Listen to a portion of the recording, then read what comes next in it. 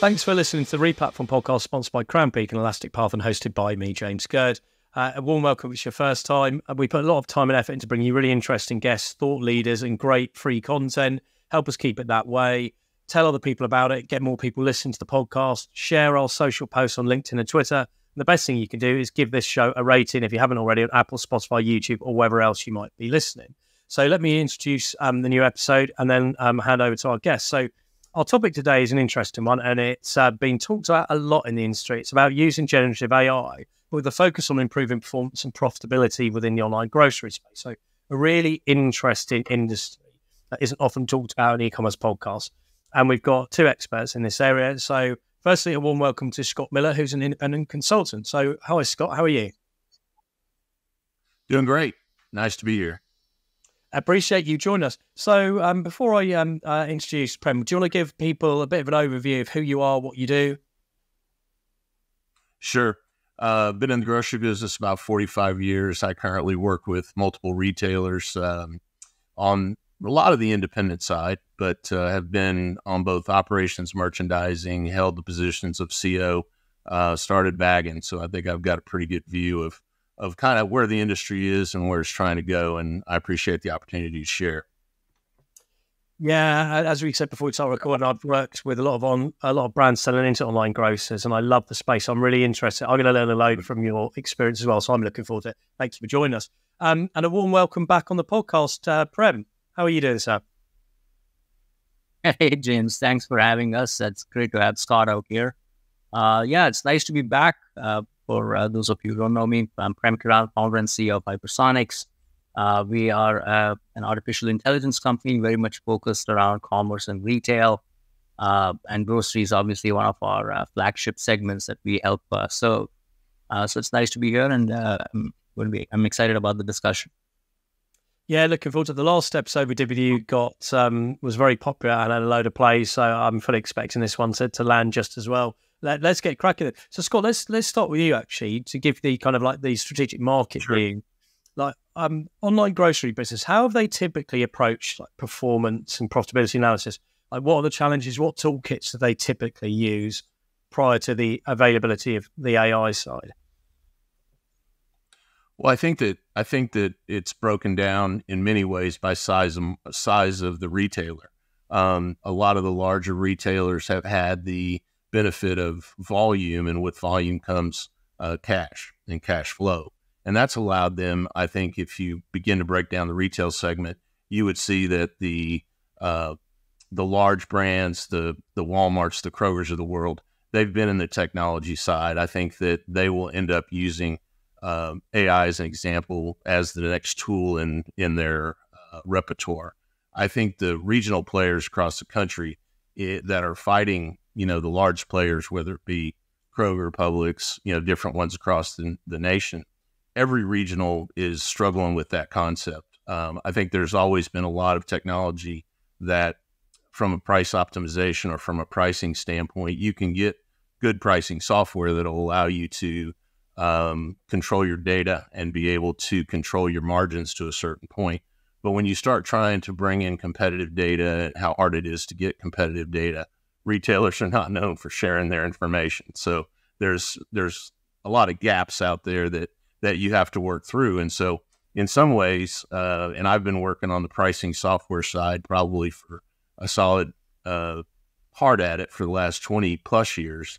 And I think that price, getting to the point where you can get a forecasting engine, something that can give you what if strategies and things like that.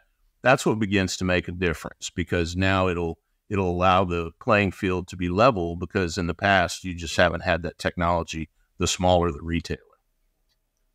Yeah, that makes sense. And actually, so following on from that, I think a lot of people who have worked in online grocery, whether it's as consultants or whether it's people in brands selling into it, will be aware of like digital store analytics platforms like eFundamentals, Profitero, which do a lot of like digital shelf analytics and automatic reporting and dashboards and alerts.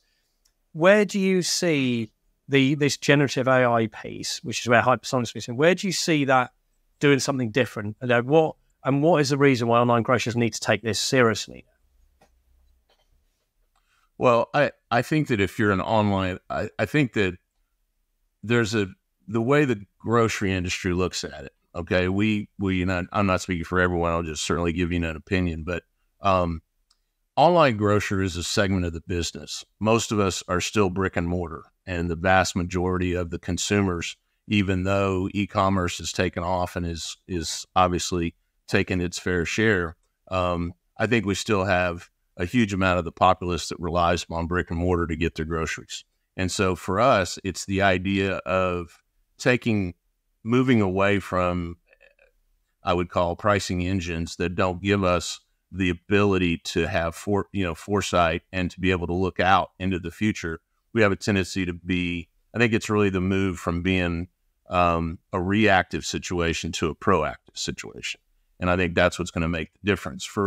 If I'm a retailer and I have 100, 200, 300 brick and mortars, or I have one, the idea that I can somehow do an analysis with a forward-thinking, forward-learning software that's going to allow me to not only take competitive markets into play, but allow me to decide how I want to play in that market. Now it turns into a game changer. Again, a lot of the bigger retailers are keeping up with that technology, and they're probably going to be ahead of us from that perspective. But the wars are fought, in my opinion, still at the brick and mortar level, and it is expensive, very expensive for retailers to do click and collect and be able to take it all the way to the store. Well, and then even partnering with DoorDash or folks like that, it's a good solution. But I think over the last 5-7 years of being with retailers that have done all the way to delivery and done our own delivery, it's a very expensive proposition. So any tool that can get us to help us with both profitability, mix, just about anything you want to look at on the internal side and turn that into tactical operations on the outside, I think that makes a huge difference. That's why I'm excited, especially after this long in the industry. Excellent. So, let's, with that as our context, let's look at some of the common challenges and risks in retail grocery, and then look at how businesses are and other businesses can be using Hypersonix to drive change and value. And I don't know, Prem, maybe if you go first on these, and then Scott, you can build on Prem's answers. But first one's around pricing strategy. I know you talk about there's lots of price monitoring tools, but they are quite crude engines, some of them, in terms of reacting across product sets. But they do react to market pressures, trying to avoid the race to the bottom of just constantly discounting because other people are. Where does Hypersonix fit in this space? Attract, your complete product discovery growth engine. Create relevant shopping experiences that convert into sales and grow online revenue with personalized search, merchandising, and recommendation solutions powered by AI. Find out more at attract.com. Yeah, I think, to Scott's earlier point, I think the true innovation in AI and how AI can really help grocery and any mass merchandising retailer today is a lot of these guys have, let's just start with the basics, right? They have a large number of SKUs. They have a large number of volume of transactions that happen every single day as people walk in across their channels, across their stores, across their categories. And when you start looking at, understanding the profitability mix, understanding what's working and what's not working, and where should I really take action, you need the real shift that's happened is Scott's point is where a system can actually monitor and proactively recommend stuff, right? Because it's sometimes, there's a saying, it's a little bit of information before the fact is a lot more valuable than having all the information after the fact, right?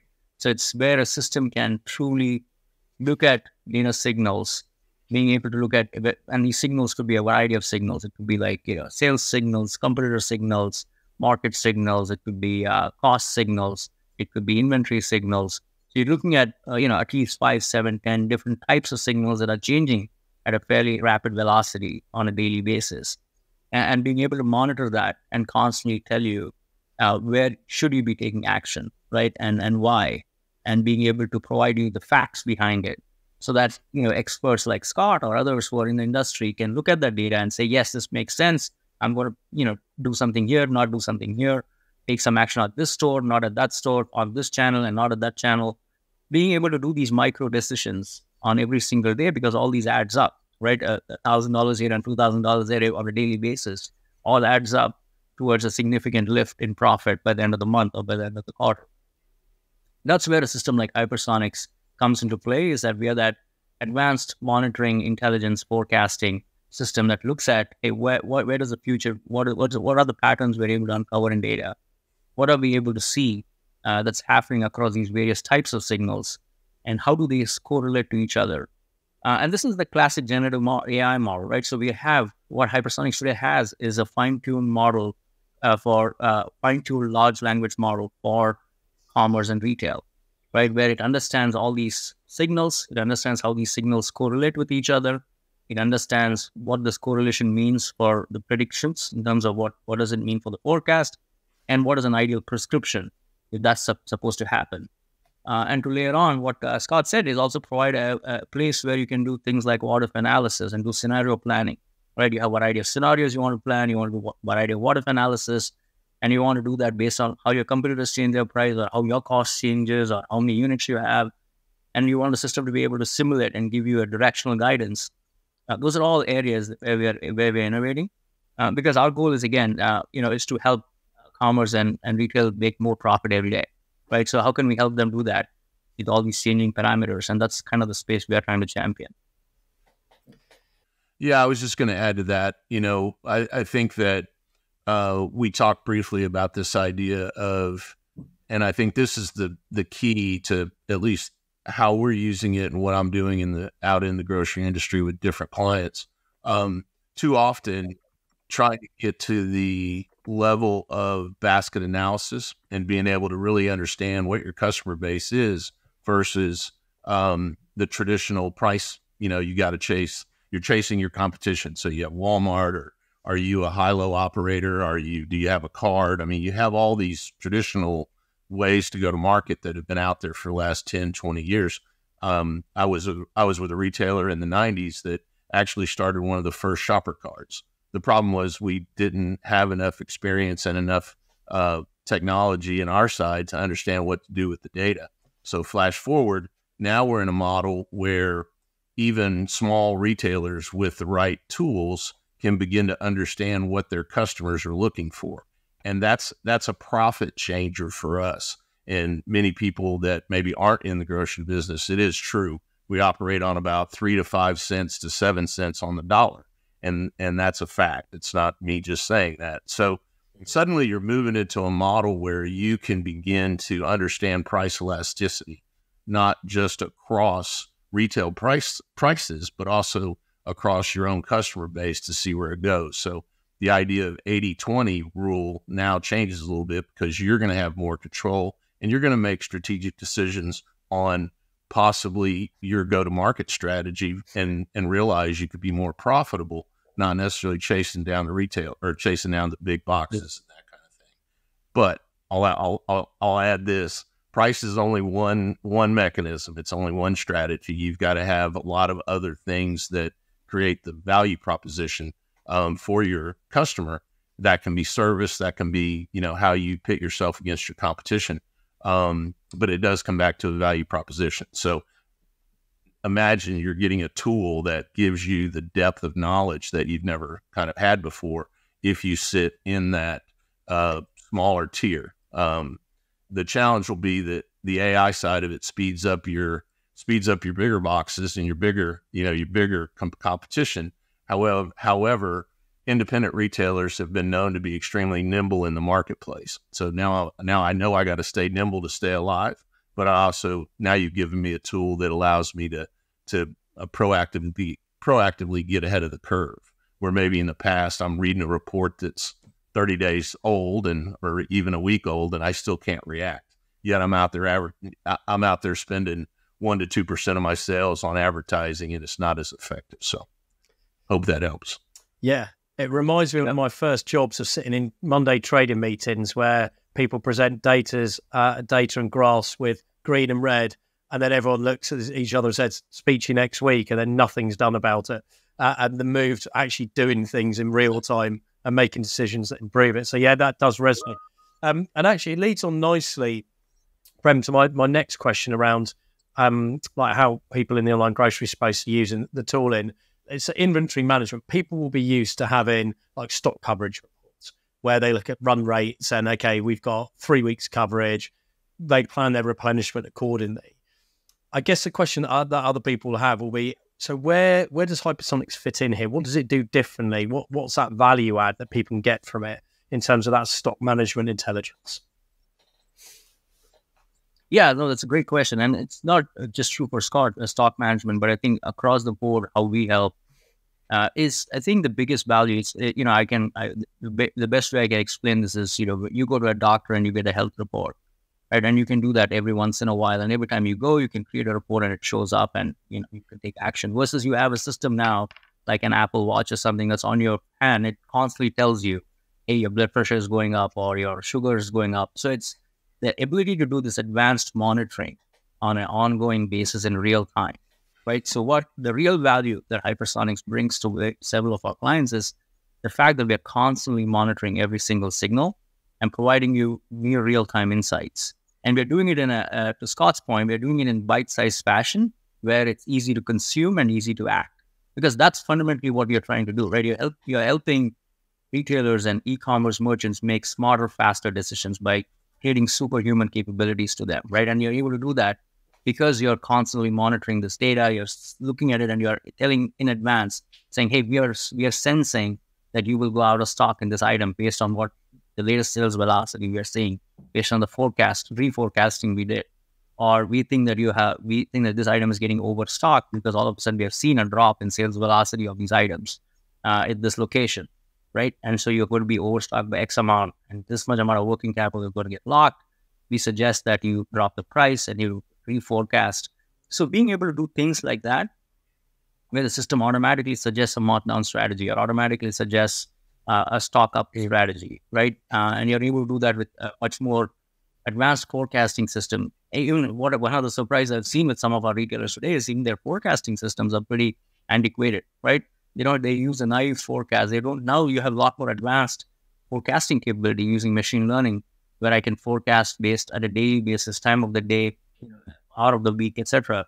So you can even do advanced forecasting tied together with advanced monitoring, helps you avoid those out of stock. I mean, you remember even during COVID, just a year and a half, 2 years ago, big retailers like Target and Walmart ran out of stock, right? You would be thinking when they have huge teams and a lot of, they should be able to predict the sales velocity and forecast and, be able to, stock up at the right time to avoid so much amount of out of stocks opportunity. So those are all areas. Now, tie that to the smaller retailers, right? They don't have the kind of staff and the, time to sit and reforecast and relook at the needs for, hey, where should I be stocking up and which store and how should I be looking at it? And those are all areas where we try to make it. So the fundamental value there is advanced monitoring, doing it at extremely high speed, and then summarizing it into the most impactful areas for people to focus on, right, to drive maximum profitability. So that's kind of where the system is very fine-tuned towards, and that's how we try to help. And our goal is to help the vast majority of merchants, right? I don't think we are built for the top 1% of the Walmarts or the Krogers because they have huge in-house teams that are going to do very custom stuff. Ours is a lot more, okay, how can I help every regional retailer or every mass merchant out there or e-commerce merchant out there, get more profitable, right? So that's fundamentally how our value comes in, especially when it comes to inventory or promotions or pricing, is to be able to look at things in a much more advanced fashion and take timely action. Yeah. Yeah, I would just add very simply that if you have an average grocery store, I think in the U.S. is about 30,000 square feet. They're probably carrying 25 to 35,000 SKUs. The big guys get all the way up to, 100,000 SKUs. And I think the idea behind, just managing your selection and understanding, with that kind of knowledge is going to lead to a lot of changes, I think, in the industry. Turn is everything. So an average grocery store with 25, 30,000 items might be sitting on, between 300 and 500,000 inventory in every single location. So much less overlaying the idea of perishable products. We're just kind of, on that idea behind, the difference between e-commerce, which is, everyone has seen that the struggle is, can somebody deliver a banana to your house and you're happy with it? So perishables is still a challenge as it relates to how you move into the e-commerce segment. So that's going to end up just allowing us to be able to manage our inventories. And that's going to be a game changer out in the industry over the next 3 to 5 years. So, much less the idea, I'm sure we'll touch on topics like perpetual inventory and things like that. But for me personally, doing this as long as I have, it's just this idea that we now are going to have a tool that is going to level the playing field, not only from a price perspective, from the outside looking in to our end user, our consumer, but the inside looking, making better decisions and actually moving product and rotation, or moving product faster, which in turn is going to have huge impact on the supply chain. Yeah. The thing I really like is the suggestion of like tactics or strategies to do it, because I think that's the real value add of provoking discussion, also helping people who might not know the best way to react. I think that's really nice. And I've got another question actually linked to the stock piece, and this isn't unique to online grocery, but you often see disconnect between like operations and merchandising trading teams, where somebody pushes a merchandising campaign to push products that they want to because they think it's right from a marketing point of view, but actually there might be a supply chain issue. The PO might not be receipted and stock is not coming in and it's delayed by 4-6 weeks. And all of a sudden you get this big demand and it can't be fulfilled and you create loads of customer experience issues. I'd love to hear, I don't know who wants to take this one, but how are you seeing Hypersonix already working in this area, or do you foresee that it will be supporting retailers to help plug some of those gaps? Yeah, I can start off and yes, that's a huge area of focus for us, James, as to how we can bring everybody on the same page, right? So I think when you kind of monitor and look at signals and provide recommendations or insights, in fact, some of the new capabilities we're adding to our insights is where you can do a question and answer session, very similar to ChatGPT, right, with our insights. So it helps people to come on the same page and then collaborate, right? So you're essentially helping people come on the same page and then collaborate on a topic. And the topic could be simple as category sales, right, at a certain store. I have a certain store, I have certain categories in that store that are selling. And, there are certain insights that we're able to provide right off the bat. And then, you could have the category manager or the merchandiser say, hey, I saw this, and I can ask follow-up questions. You could say, hey, tell me, how was the sales pattern? What does the sales pattern be over the last 2 weeks? And you can show that if there was a declining sales pattern. And then he can add the marketer and say, hey, through that collaboration chat interface, just like how we all chat in a text or on WhatsApp, right? You can think about an experience where I can instantly add someone else who I should be collaborating with. It's saying, hey, my sales have suddenly dropped in this particular category, and I know that you are planning a promotion. Probably we should accelerate that promotion, right? So things like that, right, where the system is providing you timely insights, helping everybody get on the same page, and then help everyone collaborate, looking at the same set of data, right, without having to, send across. The old world view was sending across Excel spreadsheets a week later or 2 weeks later. Someone has to open it, then has to again call somebody and say, why did you send me this Excel? And then so now you're turning into a world which is a lot more real time, a lot more faster to collaborate, and it's nimbleness. So exactly to Scott's point, it's all about speed, right? To speed to action. And if we can enable that speed to action by helping bring people on the same page and collaborate faster, then it, I think, changes how they can drive that profitability goal, right? Scott chimed in, yeah. Sure. So from my seat, I think it's going to do a lot of different things from two different perspectives. So let's look at the CPG side and who we buy from. And those industries, from my experience, have been extremely vertical. So you've got sales and marketing, and then you've got production. And so sales and marketing, they create the products, the models, the marketing, the selling, and then many times, and which leads to out of stocks, is that maybe production isn't on the same page. AI is going to allow them to be able to make fact-based modeling that's going to allow them to be much more accurate and going to take into account many, many more parameters and variables. It's going to change, I think, on that side, much more about how that product comes to market and maybe better decisions. As a sidebar, there might be 10 to 20,000 items or way more. I'm just talking about what might make it on the shelf, but there's a tremendous amount of flood of new items coming to the marketplace. And in my opinion, many not tested. They see an opportunity in a particular category or subcategory, and that sports drinks gets flooded as an example. Now you got everybody out there overloading the retailer, trying to get their product on the shelf and that kind of thing. So from the CPG side, I think it's going to change a lot of things. From the retailer side, the retail industry, as like most retail industries, or at least I'll speak for mine, it's merchandising and operations, right? So merchandising is the home of the strategy and tactics and how to drive sales and what you stand for. And are you service? Are you price? How all that plays out. And then you have operations. So operations is out there on the receiving end of the grand scheme, and they're trying to operate every day back to this model. And having been both merchandising and operations in my career, the easiest way I can explain it for us is merchandising writes the plan, operations executes the plan until the plan's not right. And then operation goes back to merchandising and says, hey, I need another plan.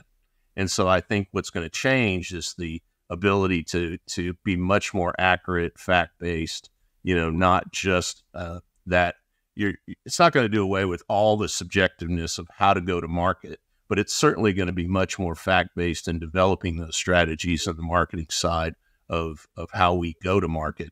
And that can fit for any retailer out there. So the amount of impact, I think we're barely scratching the surface. And as you can see, just by this conversation, we're bouncing from item to item, but every one of them relate back to, it's such a powerful tool. Yeah.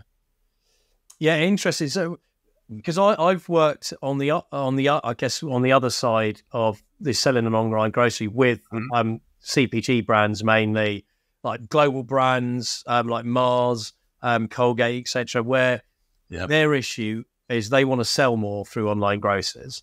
They need to optimize their digital store listings, but they are often frustrated by the lack of data, whereas the online grocers are being bombarded for requests for data, and they're like, why do you want all this data? What? So you have this almost impasse. I'd love to know, is Hypersonix is it currently being used by online grocers to help provide that intelligence back to brands to get them to invest more smartly in the digital store, so that because brands have marketing budget, but they're reticent to use it. And I can foresee where the data and the recommendations that Hypersonix generates can really help untap that marketing spend. I would be interested in your thoughts on that.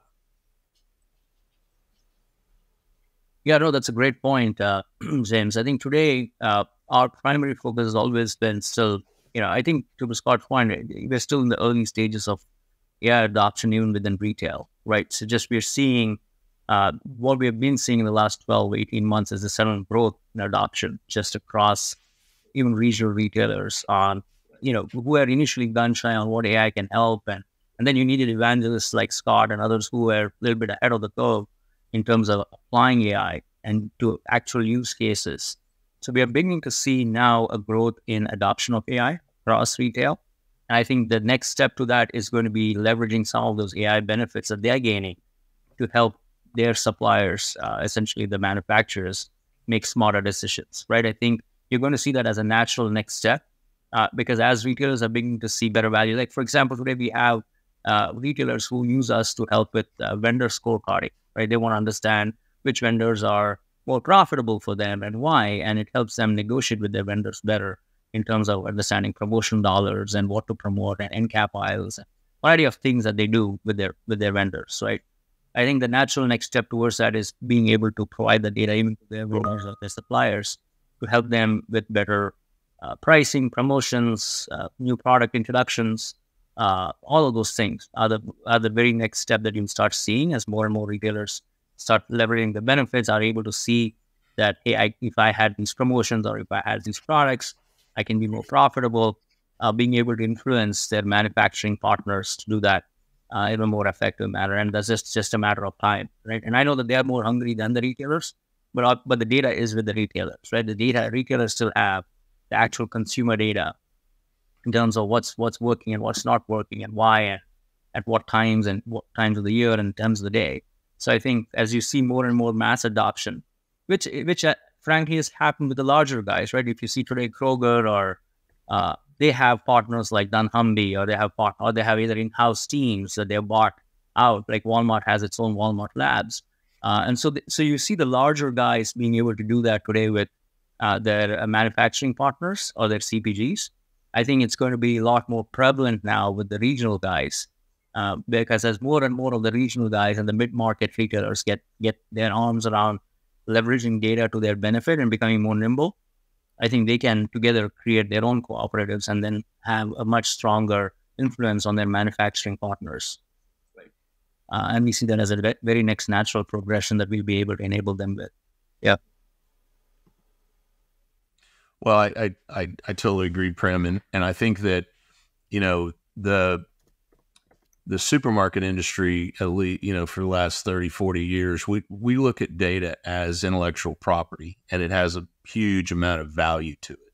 And so if you're especially with the proliferation of the big boxes, you know, down to cities that might have, you know, 10, even 25,000 people in it, and you have maybe a big box and you have yourself and maybe a small independent, much less the idea of Dollar General and all those type of small, unique stores that are out there. So suddenly, you know, if you're a low margin business, you have brick and mortar investment, then the idea of people knowing what your strategy are and where you're priced becomes huge to you as the retailer's going to market.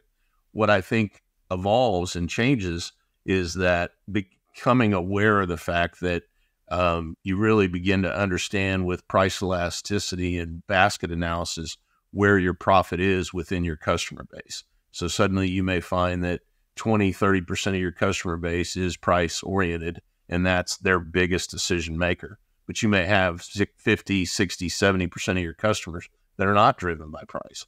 And so you begin to manage the difference between profitable customers and how much margin you have to spend to make to make your price relevant and still be able to provide best service, best price, you know, that type of thing.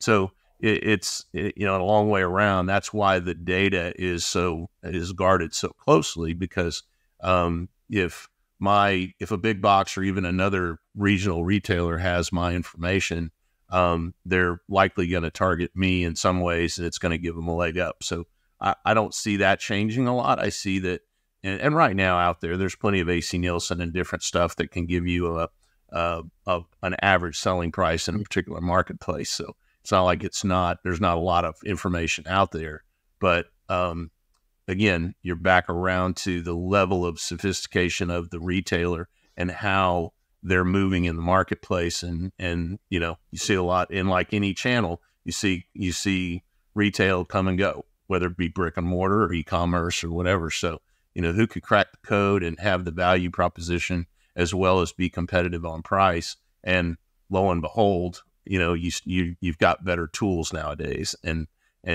that's why I've been pretty excited in the last couple of years since I was introduced to Hyper, and just the idea of them being able to give us a forward learning tool, game changer as far as I'm concerned.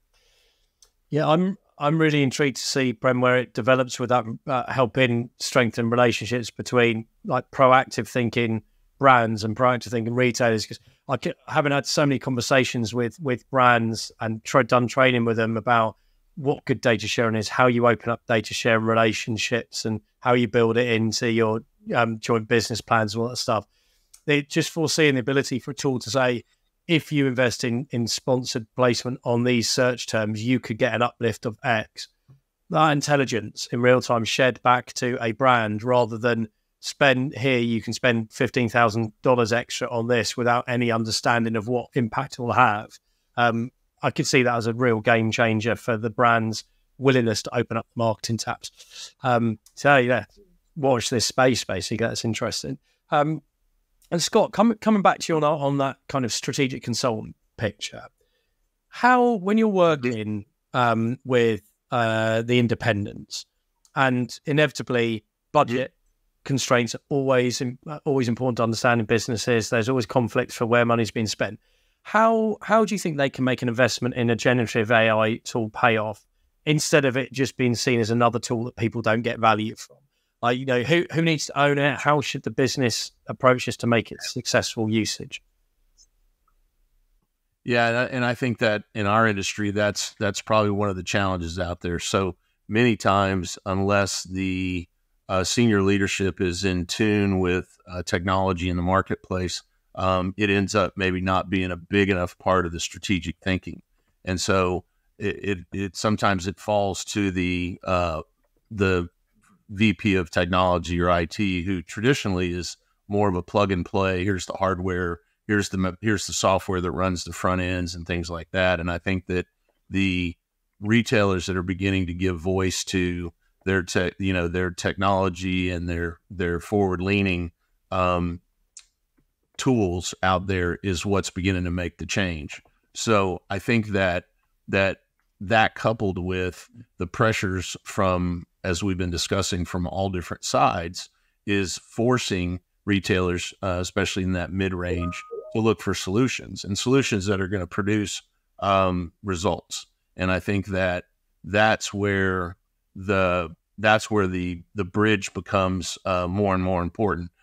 I think that's why you're seeing, and Prem can address this, but that's why you're seeing more and more interest suddenly out of the retail segment in the middle ground, is because, all we hear is AI, and then that takes you out of the technology realm and into more of a strategic exposure. And if you're a retailer that is looking for strategy, you're exposed enough in it on a regular basis in normal life and news and everything else, that suddenly, even if you're not aggressive, you're still exposed to it. So suddenly you start having the conversations internally. And if you're not having those conversations, certainly, someone from the outside that comes in, I think because AI is such a fact-driven, informational-driven kind of model, that it takes out the subjectiveness of and the personality that goes along with maybe some of the technologies in the past. So I think that finding the right people in the senior leadership, blending between IT and blending between marketing and go-to-market, that's where I think this tool lies. It's not going to really make a dramatic change at store level like self-checkout or something like that might.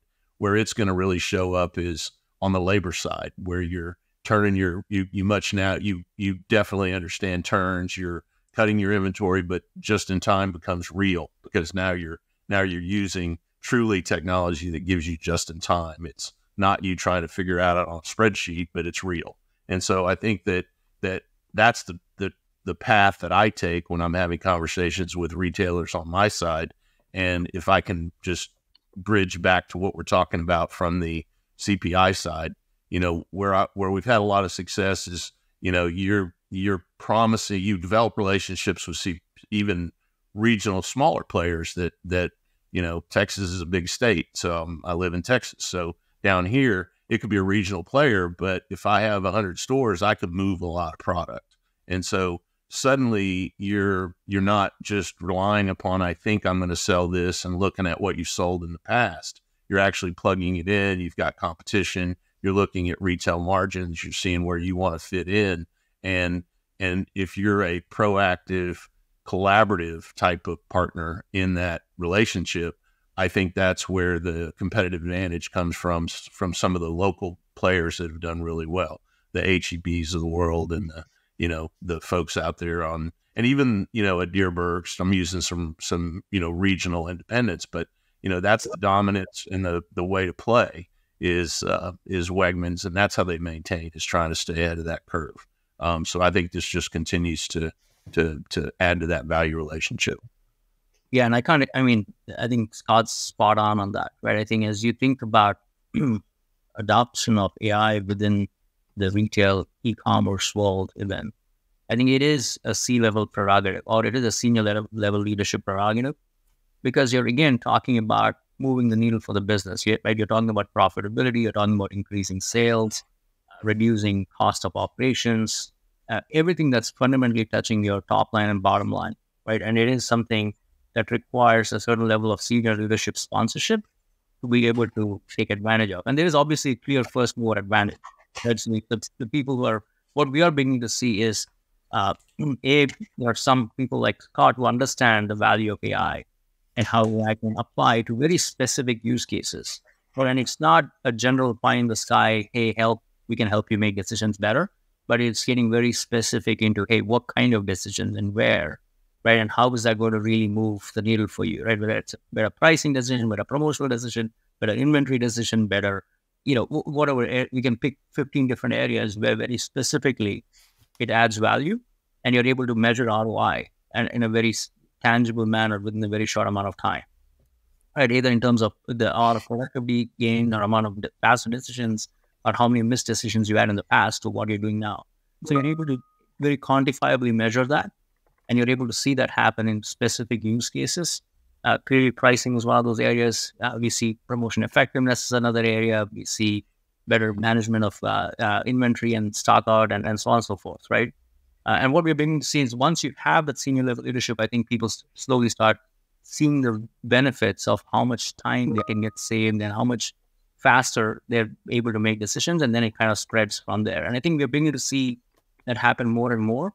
And I think the biggest beneficiaries also, to Scott's earlier point, is the regionals, right, who really were strapped in terms of resources and couldn't invest hugely in in-house IT systems, right? So doing something like this in-house would cost an arm and a leg. Like you couldn't build like a Target or a Walmart in-house team of 50 data scientists and 50 systems just to be able to make smarter decisions. Now that you have platforms like ours that can help them make those decisions without having to do huge in-house investments, I think are areas where they're beginning to see that they can take advantage of this.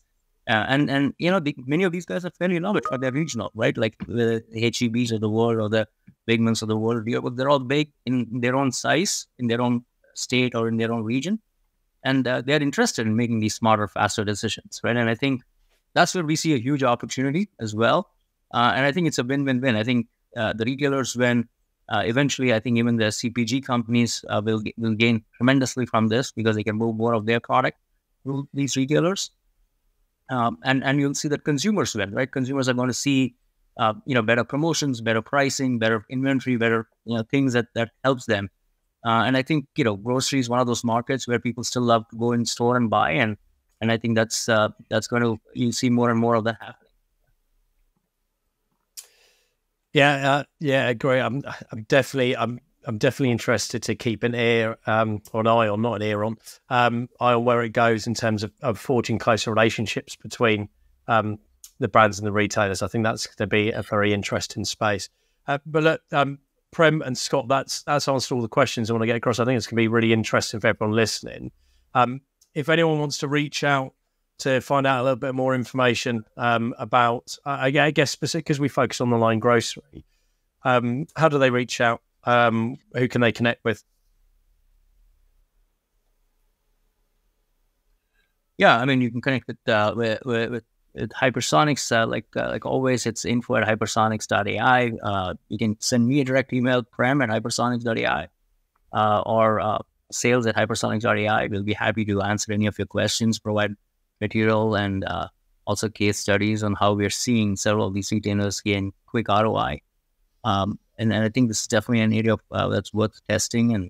And we always also suggest, all walk around. There could be one or two areas that you start with, whether it's pricing or promotions or inventory, and then expand into other areas. But you will see that this provides a quick first mover advantage.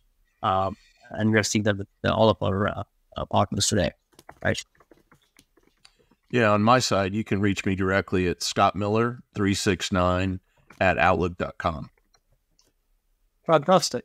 Really appreciate you both taking the time. And thanks, as always, for everyone for listening in. We hope you enjoyed it. Keep your ear open for our next episode. We drop one every week. And don't forget, before you go, to give us that rating wherever you might be listening or watching. Until next week, everyone, take care.